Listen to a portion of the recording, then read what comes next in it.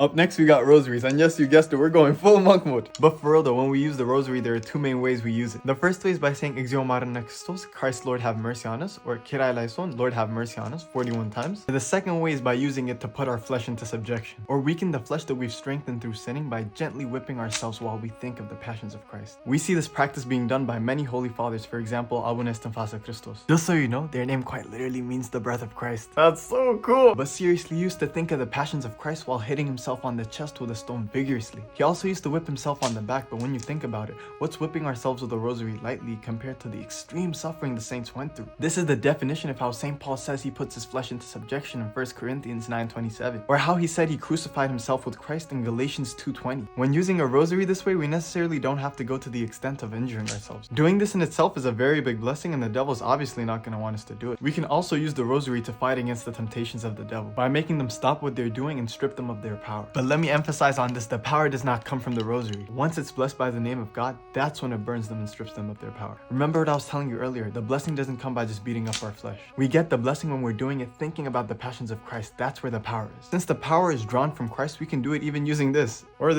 or anything that puts the flesh into subjection. You get the gist. But again, the main thing is his name. The power comes from his name. And when using the rosary, we can use it on any part of our body. On our back, on our hands, on our legs. Especially for those of us that are dealing with addiction, stress, or any type of way these demons are waging war against us. They'll go silent once you use the rosary, calling on the name of the Lord, rebuking them, telling them to stop what they're doing. This is pretty much it on how to use a rosary. Share this to a friend if this helped you out. I would appreciate it if you gave me a follow as well. Love y'all. Take care. God bless.